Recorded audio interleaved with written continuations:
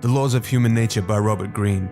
We're going to be doing a detailed breakdown of this book, and by the end of this video, you're going to have a super clear understanding of how you can use the laws of human nature to live a better life and avoid toxic relationships. We are all social creatures, and knowing why people do what they do is one of the most important tools you can have. We're going to go over why parts of our brains affect our decision making, how to detach from your emotions, dealing with narcissists, toxic characteristics of people to avoid, how to look behind the mask that people wear, the dark side within us, and a heap more. Let's jump into it.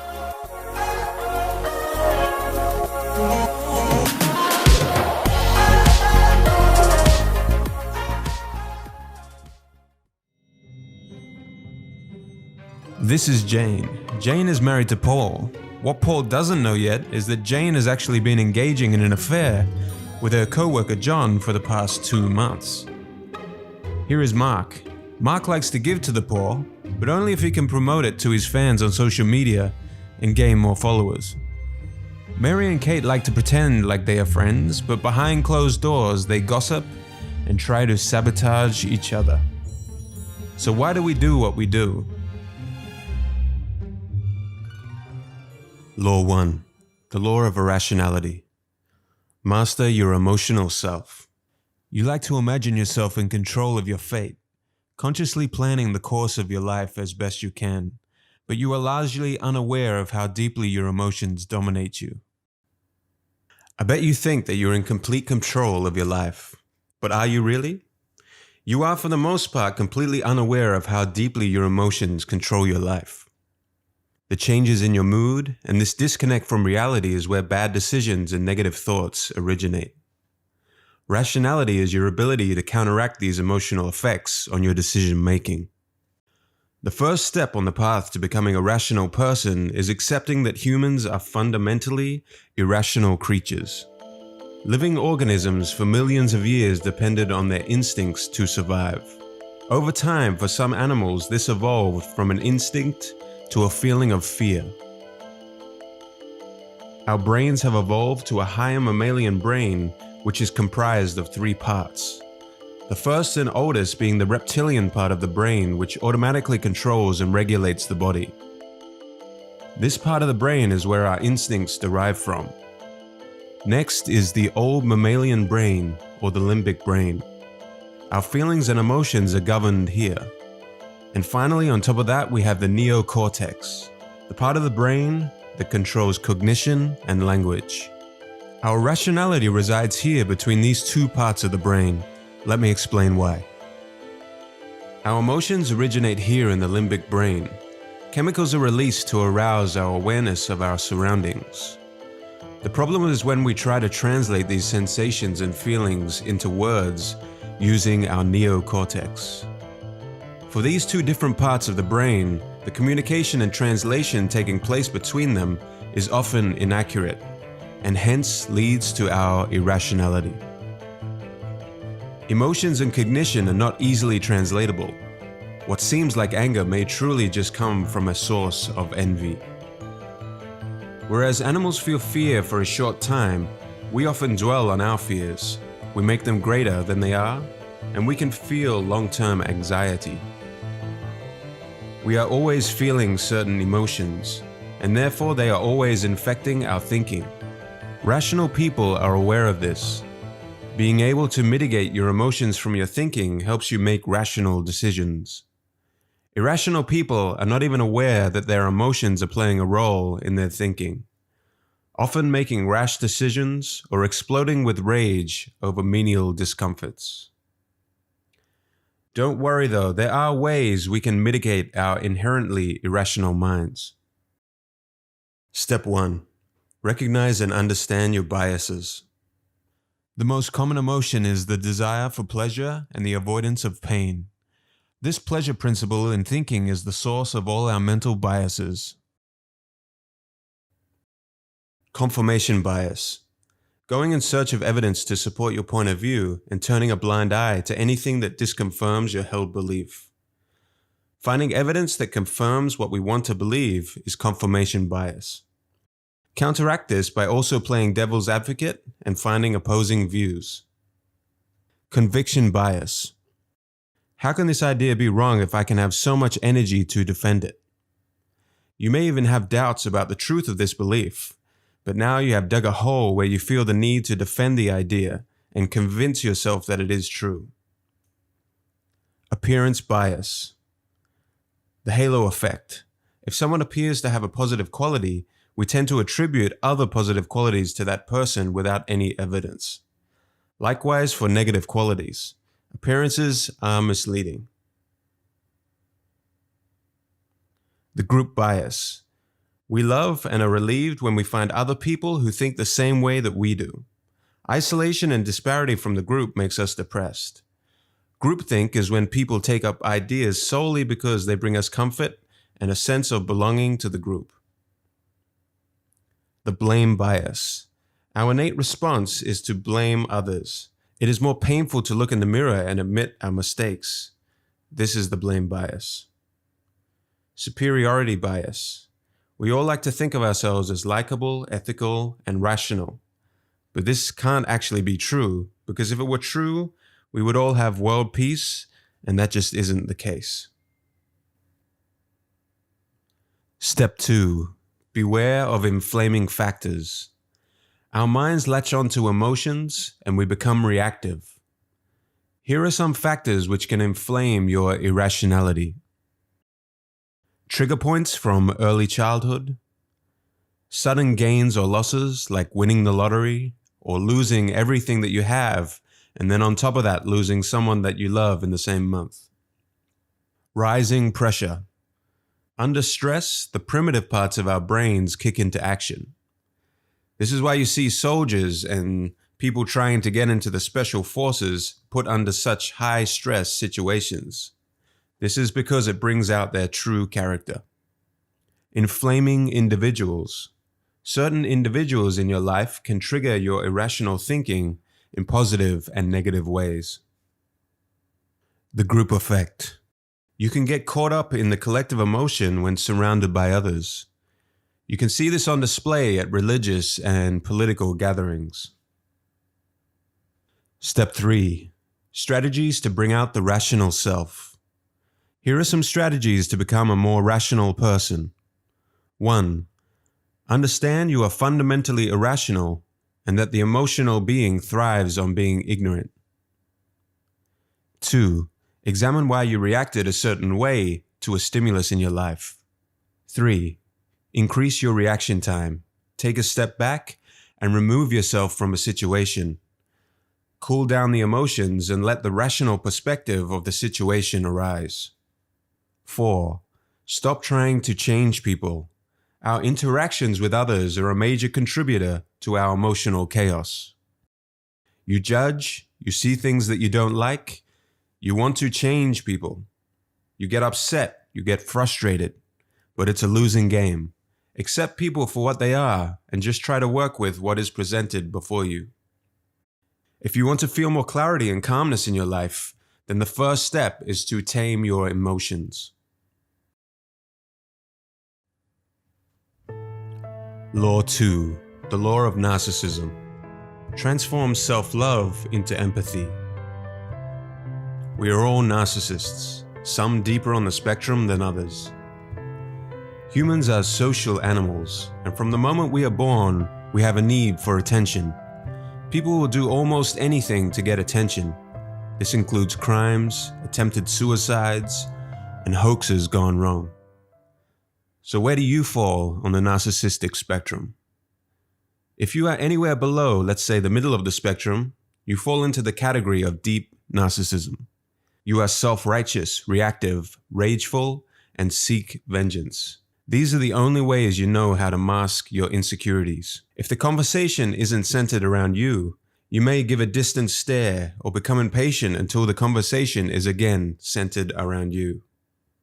You display high levels of self-confidence, and you use this to gain attention, but it is mainly just to cover up your incomplete sense of self and to fill up an inner emptiness. For you, the deep narcissist, attention is survival. If you're above the midway level on the spectrum, you are a functional narcissist. Most of us fall somewhere here on the spectrum. You like attention if someone gives it to you. However, you are not always seeking attention. You are able to turn your attention outward, listen to others, and not be continually chasing attention from others. A healthy narcissist resides here at the top of the spectrum of self-absorption. At the top of the spectrum lies empathy. This is the complete absorption in others and not yourself. A healthy narcissist can imagine other people's perspectives. You can build relationships more easily, whereas someone in the deep narcissism rage tends to slip deeper over time and is unable to maintain and build strong relationships. There are 4 main ways to build your empathetic skill set. Having an empathetic attitude. Don't assume to already understand people. Each new person you meet is like an undiscovered country with new chemistry for you to explore. Visceral empathy. It is hard for humans to figure out others' thoughts, but feelings and mood are much easier to read. Pay attention to the body language and tone of voice of others. Analytic empathy.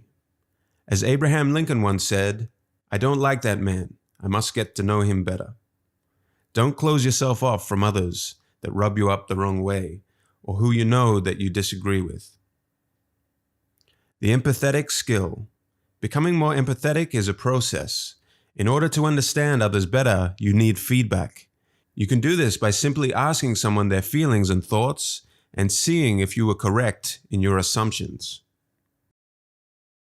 Empathy is more than anything a state of mind, a different way of relating to others. Types of narcissist. The complete control narcissist. This type of narcissist in general has more ambition and higher energy levels than of an average deep narcissist, as well as higher levels of insecurities. Control narcissists are hypersensitive to any criticism, but they are good listeners, so you need to be extra careful because they can mimic empathy well. They do not do anything with the intention of connecting with people, but rather to control and manipulate them. The theoretical narcissists are masters of disguise. They can play many different roles. They will do anything to seem moral and altruistic, and they love reveling in their status as the victim. Everything they do is for others to see and gain attention from. The healthy narcissist. Healthy narcissists are excellent mood readers and can pick up on body language and tone of voice cues. A healthy narcissist has high levels of optimism and confidence, which they can use to lead a team and boost morale. Law 3. The law of role-playing. See through people's masks. We all wear masks to show ourselves off in the best possible light. Outward-facing pictures on Facebook and Instagram are quite often not the true reality of how someone's life really is. Luckily, our masks have cracks in them that leak out people's true feelings. These leaks can be noticed through non-verbal cues, certain facial expressions, inflection of the voice, or tension in the body. Through body language and tone of voice, which is mostly unconscious, we can better read someone's true feelings beneath the mask. People are like the moon. They only show you one of their sides. Arthur Schopenhauer. If you want to present yourself in the most optimal way and become a master at reading others, practice these 3 skills. Observational skills. 1. When you are having a conversation with someone, pay close attention to micro-expressions. These are split-second expressions such as forced smiles, changes in the tone of voice, or body language which gives mixed signals. 2. Get to know how someone operates in normal situations or at their baseline. Then compare that to how they operate under conditions of stress or excitement. 3. People watch. Take some time to watch how people behave in situations. Take notes and also observe yourself. Remember the cracks in the mask we spoke about earlier? Those flashes of micro-expressions? People can try to prevent these cracks from leaking and showing their true feelings, but that would be futile, as they are for the most part completely unconscious and uncontrollable. In order to see through other people's masks, you need to master the decoding keys. Key 1. Dislike like cues. Pursing of the lips, sudden squinting of the eyes or the glare, a stiffened neck, feet that turn away from you as you engage in conversation, folding of the arms, and excess tension in the body are all clues. If someone gives you a compliment or praises you without their eyes lighting up, this could be a clue of hidden envy. Learn to distinguish between a fake and genuine smile. Genuine smiles move the eyes, eyebrows, and cheeks upward. Dominance and submission. People who feel dominant tend to talk more in conversations and interrupt regularly.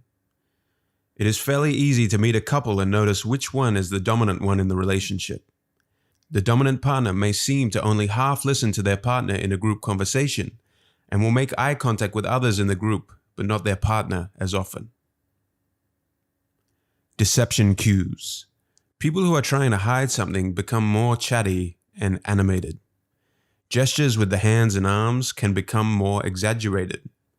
If you perceive that someone is trying to deceive you, let them continue to talk as much as they can, and when the time is right, hit them with a pointed question and see what kind of micro-expressions your question creates within them.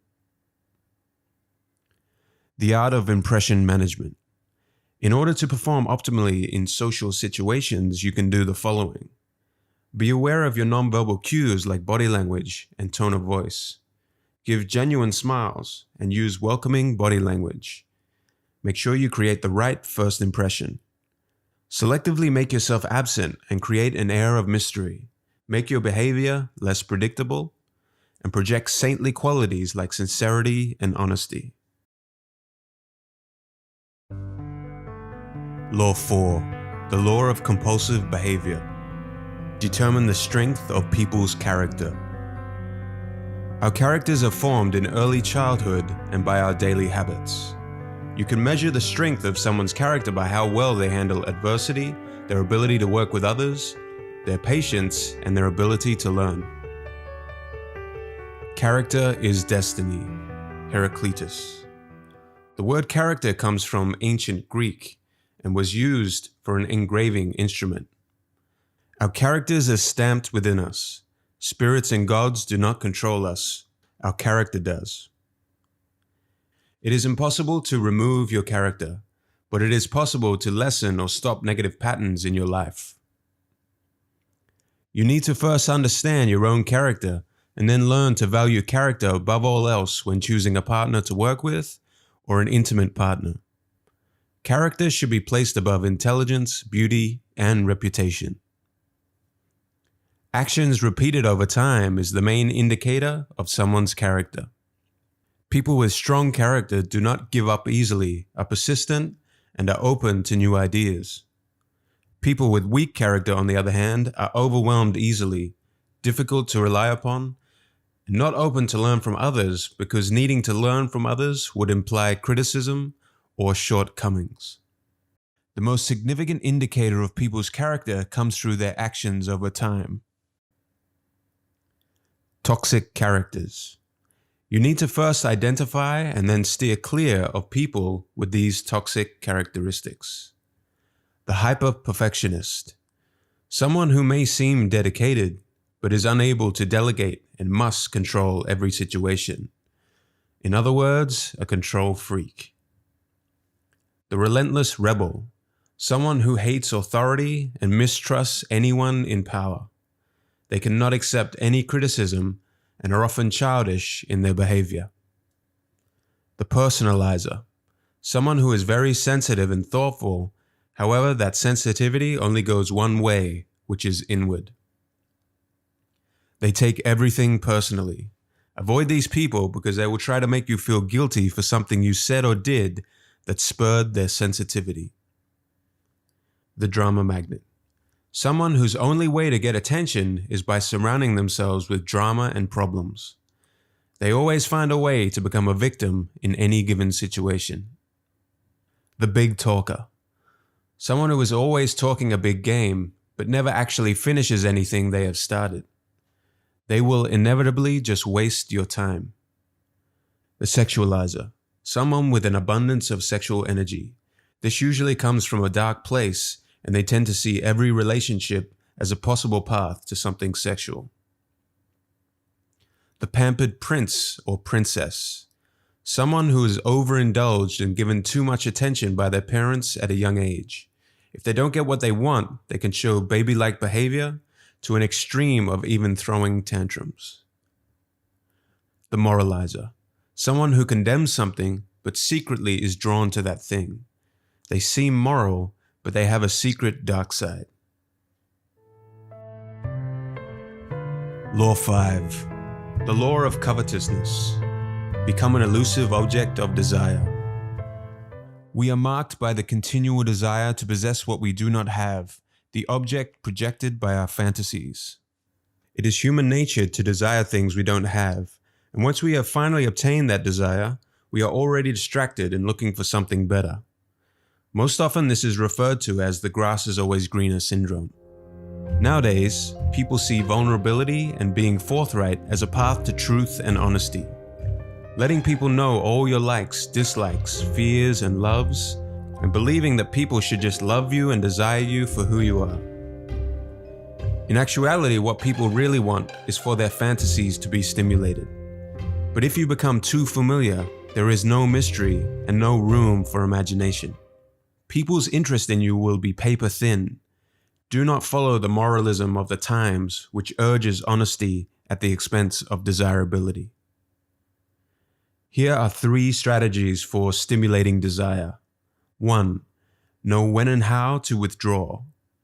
Be a little cold, don't be needy, and never be too obvious with your opinions, feelings, values, and tastes. You want to allow for others to create their own picture of you in their imagination. Know when to withdraw, maybe for a day, maybe for a week. Create some sense of mystery around yourself. 2. Create rivalries of desire. What we want almost always reflects what others want. The man who has been single for 5 years gets into a relationship and all of a sudden has 2 other women interested in him. Or the child who wants his brother's new toy. Creating the impression that you or your work are desired by others will attract others. In negotiation tactics, always have another party that is also interested to create a rivalry. 3. Use induction. Associate yourself with something slightly illicit, unconventional, or defiant. Almost all people desire voyeurism, which is seeing inside the private lives of others. Give others the impression that you are sharing secrets that shouldn't be known and may create some outrage, but a lot of curiosity. The secrets need to be new and exotic. And finally, dangle something in front of people that is just out of their reach. The offer of a fast path to riches or the fountain of youth. Remember that possession does not compel people to act. Desire does. Focus your attention on looking inward, finding what you truly desire, and then following those desires. Don't become distracted by what everyone else is chasing or trying to influence you to follow. Your time in life is limited. Law 6, the law of short-sightedness. Elevate your perspective. Humans are most impressed by what they can see and hear now in the present. By overemphasizing the present, we lose perspective over our long-term goals. When you are standing at the base of the mountain, you are unable to have much perspective over the bigger picture. As you go higher up the mountain, you can see more clearly. When you reach the top of the mountain, you have a panoramic view that is much clearer than the one that you had when you were standing at the base of the mountain. People who are stuck in the present are the people standing at the base of the mountain. People who are reactive to the present events are most susceptible to manipulation and other alluring get-rich-quick schemes. With an elevated perspective, you will have the patience and clarity to reach almost any objective. Instead of reacting to everything that is in front of you, you need to train your far-sighted perspective or your bigger picture. And you can do this by detaching yourself from the heat of the moment, calming down your emotions of fear or excitement, analyzing all the negative consequences of taking that action, focusing on the long-term goals, and asking yourself if taking action is in alignment with that vision. Distancing yourself from the present will allow you to gain a wider perspective and look further into the future. You should also avoid prolonged contact with people who are narrow-sighted. These people are like the people standing at the base of the mountain without any long-term perspective and are in a perpetually reactive mode. There are 4 signs of short-sightedness that you need to be aware of and overcome. 1. Unintended consequences. Life is complex. You are naive to think that A will lead to B, then B will lead to C. Events and other people with their own motivations will come into contact with your plans and your long-term goals. And these things are wholly out of your control. However, by first going through all the possible negative consequences of taking an action, you are at least aware of ways in which your plans could deviate. Think deeply. Go as far as your mind can go in all permutations or chain reactions of decisions. That new TV that you saw on sale seems like a good bargain in the heat of the moment. But what chain reactions will that purchase cause? After all, now you need to get your money's worth, right?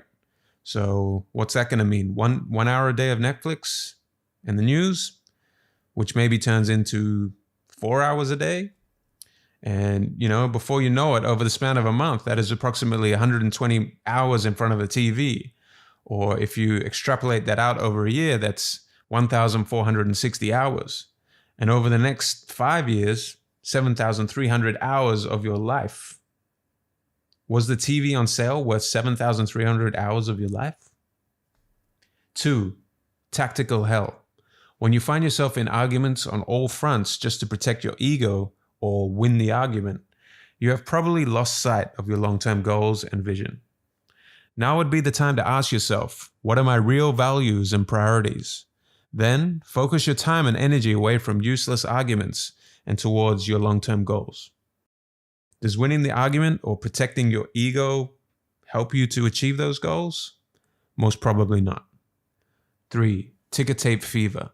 Nowadays, we all have become addicted to the continuous news cycles and pings and dings of social media. If you are reacting to and following all of these updates to guide your decisions, then you have the fever, and you need to refocus your energy towards your long-term vision. Focusing more on your long-term outcomes needs patience, but it will reward you with calmness and clarity. 4. Lost in trivia. It is easy to drown in a sea of information nowadays, especially when you are actively trying to have all the details. To prevent this feeling of information overload and the perpetual chasing of every minuscule detail, remind yourself that you don't have to have all the details. With a solid vision and long-term goals, you can weed out the essentials from the non-essentials, and it is wise to delegate and let subordinates do the rest of the information gathering for you. You can steer the ship, but you don't also need to be below the decks, manning the oars. Become a far-sighted human. Detach from the now, calm your emotions in the present, and get yourself to a higher point on the mountain to widen your perspective and see all the future consequences of the decisions that you make now. Law 7. The law of defensiveness. Soften people's resistance by confirming their self-opinion. Everybody wants to believe that they are independent and in control of their own lives. People all have certain self-opinions and perceptions about who they are, and they are willing to fight to defend those opinions. There are 3 universal qualities to people's self-opinions. 1. I am autonomous, acting of my own free will. Even if we have been manipulated or succumbed to peer pressure, we don't want to tell ourselves that outside influences guided our decision-making. If we feel like we are being coerced, we tend to rebel. 2. I am intelligent in my own way. No one feels comfortable with the idea that they may be gullible or have subpar intelligence. 3. I am basically good and decent. We all have the tendency to believe we are good people supporting the right causes. By understanding the 3 universal self-opinions above, you are in a better position to influence them. Never put someone in a situation that would trigger one of their self-opinions. You can use these 5 strategies to persuade people effectively and avoid triggering their defensiveness of the 3 universal self-opinions. 1. Transform yourself into a deep listener. Our attention is often scattered, and the reason for this is that people are more interested in their own thoughts and feelings than the person they are communicating with. The usual advice of talking less and listening more is often redundant unless there is some kind of motivation to actually listen. Treat each person you interact with as an uncharted country that is abundant with hidden surprises. Find what interests them, look for clues in their facial expressions, like when their eyes light up, and probe deeper. The more they talk, the more you can discover their desires and insecurities. 2. Infect people with the proper mood. People are very vulnerable to the moods of others. If you are relaxed and warm-hearted, they will feel comfortable, sense this, and mirror your good mood. Gentle taps on the arms can build rapport, but avoid too much eye contact because this can be taken as a sexual connotation. 3. Confirm their self-opinion using the 3 universal self-opinions. For independence, appeal to the sense of autonomy.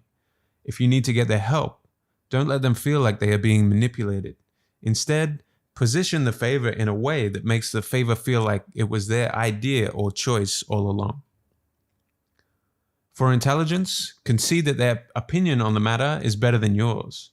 This will make them feel slightly superior, lower their guards, and put them in a position where they are more willing to accept your opinions later. For their self-belief of decency and goodness, link your need to a greater cause and remind them of good deeds that they have done in the past. 4. Allay their insecurities. Once you have identified someone's insecurities, be careful not to trigger them, and then go about giving compliments and flattering them about those qualities. 5. Use people's resistance and stubbornness. Subvert people's emotions, language, and stubbornness in a constructive way. Use the language back at them, because it is very hard for people to not follow the words that they have used themselves. Stubbornness stems from uncertainty and fear of change. If they have a rebellious nature, reverse psychology can be used to push them in a direction you want them to go. The royal road to influence is to put the focus on others. Let them do the talking. Let them be the stars of the show. The flexible mind. Just as the body tightens with age, however, so does the mind. When we are children, our minds are very flexible, and they learn at a rate much faster than as adults. The ultimate frame of mind is one that is flexible like a child's and has the reasoning power of an adult. As we age, we become closed off to new ideas. Try to imagine your ideas and opinions like toy building blocks. You can play with them, experiment with them, throw some out, keep some, or get new ones. Don't become too attached and rigid to your ideas. Remain playful and flexible in your spirit. Finally, become more self-aware that you are not as good as your self-opinion makes you believe you are. You do buy services or products due to advertising influences. You do conform to ideas because of the groups that you belong to, and you are susceptible to being manipulated. Distance yourself from your self-opinion to see how it affects your thinking. Law 8, the law of self-sabotage. Change your circumstances by changing your attitude. You must not only be aware of the role of your attitude, but also believe in its supreme power to alter your circumstances. The way that you look at and interpret the world around you is what creates your attitude. If you see the negative in all situations and you are fearful, you will inadvertently create those situations that you fear the most. If you are afraid of failure, you won't try new things, which results ultimately in a failure to succeed in anything. There are 2 general categories of attitude: negative and narrow, or positive and expansive. Negative and narrow-minded people are generally fearful, and in order to try and have control, they limit what they see and experience. Someone with a positive and expansive attitude, on the other hand, wants to try new things, and is open to new ideas. If you want to change your circumstances in life, you first need to change your attitude. Here are 5 constricted or negative attitudes that you need to conquer. Hostile attitude. The world is a hostile place, so in order to try and defend themselves, people with a hostile attitude seek to become hostile themselves. In their mind, the world is against them. They blame others and tend to make others around them aggressive or defensive. Be aware of this type of attitude and manage your own hostility by telling yourself when you first meet someone, "I like this person," or "this person is intelligent." If you notice less hostility in the world and in others when you begin doing that, then you may notice that the source of the hostility was actually manifesting from within yourself. Anxious attitude. Someone with an anxious attitude ultimately fears losing control of the situation. They like to micromanage and control others. You can deal with your own anxiety by channeling this negative energy into your work and trying to become less of a perfectionist and control freak. If you are dealing with someone with this type of attitude, don't let their attitude infect you. Be calm and become a soothing influence on them. Avoidant attitude. Someone with doubts about their intelligence or competence and who generally see the world through the lens of their insecurities have this type of attitude. They avoid responsibility or challenges because they may call into action their self-esteem. Be cautious to form partnerships with someone like this. And if you feel that you may have some of this attitude yourself, you can diminish this fear by motivating yourself to take on small projects and make sure that you take them all the way to completion. Depressive attitude. This attitude carries a feeling of unworthiness and being unloved. A person with this type of attitude tends to betray, criticize, and wound others to feed their own depression. Any signs of success or progress are self-sabotage before they can even fully be accomplished. People are attracted to someone with this kind of attitude because they want to help them. However, this usually results in them also being criticized and then discarded. Never try to cheer someone up with this type of attitude by showering them with the wonders of life. Instead, subtly steer them towards positive experiences. We all have depressive moments in our lives. When you find yourself in a depressed state, it is best to channel that energy into your work or the arts. You can pick up a guitar, paint a picture, or something like this. Resentful attitude. They feel wronged and see oppressors everywhere around them. People who have more than them are a sign of injustice, and any sign of criticism or disrespect towards them is taken very seriously. They do not explode in anger. However, they prefer to stew on their emotions. People with this attitude hold on to grudges, and if given any power, use it to express their resentment in often vengeful and vicious ways. Avoid people with this attitude if at all possible. If you harbor resentful tendencies yourself, learn to let go of grudges. It is better to explode with rage in the moment than to stew on negative emotions that you may have just made up in your head. The expansive, positive attitude. Be an idea explorer. Leave certainty behind and play with new ideas. Enjoy challenging yourself with new ways of thinking. Adversity and pain are most often out of your control, but you can learn how to control your response and emotions to any situation. Don't accept and place limits on yourself as you grow older. If you believe that you can't do something, you will create a self-fulfilling cycle.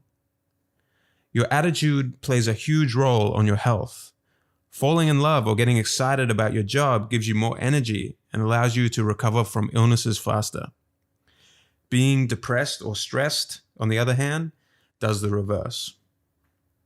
Don't take things that others say or do towards you personally. They are just protecting their own negative feelings. Law 9, the law of repression. Confront your dark side. More often than not, people are not who they seem to be. We all have a dark side. The selfish, aggressive impulses within us that we hide from the public view to fit in and feel respected and liked by the group. Carl Jung, the famous psychologist, refers to this as the shadow. The shadow lives within our unconscious mind, but can leak out through our emotions in times of insecurity or stress. Our dark side also tends to reveal itself more as we get older. Here are some notable signs of the dark side. Contradictory behavior. A person who preaches the rules but then breaks them. Emotional outbursts. A person who loses self-control easily. Vehement denial. For example, a person who argues against homosexuality but secretly desires it. Over-idealization. A person who uses a good cause to act in a bad manner. Accidental behavior. A person who gets drunk and reveals their true emotions. Projection. A person who accuses someone else of desiring sex, money, or power, when in fact that is what they secretly desire themselves. In order to conceal the shadow, we develop emphatic traits. These traits tend to cover up the opposite trait that we want hidden from the public view. Here are the 7 most common emphatic traits. The tough guy shows an intimidating side to cover up the soft and vulnerable side they are so afraid of. The saint exudes purity and goodness, but once given a taste of power, quickly abuses that power. The fanatic impresses people with their drive and dedication, but fail to deliver on what they promise. The passive-aggressive charmer will be overly nice on initial interactions, but gossips behind the backs of others. The rigid rationalist fears irrationality. They use their intellect to bully others that they deem to have primitive or low-level thinking. The snob is so afraid of mediocrity that they exert superiority. The extreme entrepreneur pays exceptional attention to detail and seems to value independence. Their inability to listen and delegate work to others end up becoming their downfall. They secretly want others to take care of them. When you become conscious of the shadow and bring it out into the light, it loses its power. You can then control, channel, and integrate it into your life. By doing so, your more attractive, authentic, and creative side will come back to life. You can follow these steps to become an integrated human. See the shadow. Identify and monitor what things make you touchy and insecure. What is causing your shadow to show, and what are you trying to hide? Embrace the shadow. Don't repress or ignore your shadow. It is part of your personality. Explore the shadow.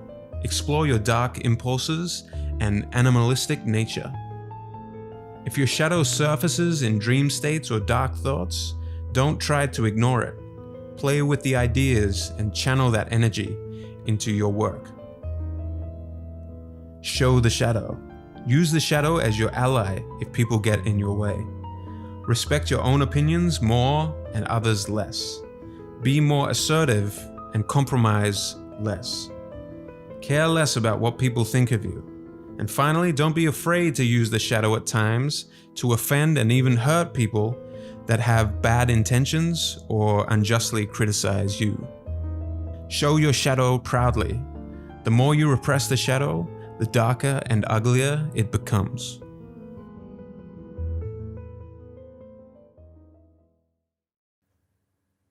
Thank you for making it to the end of the video. Let me know in the comments below which law you found the most helpful. And if you guys don't want to miss out on more videos like this one in the future, please hit the like and subscribe button because it really helps out.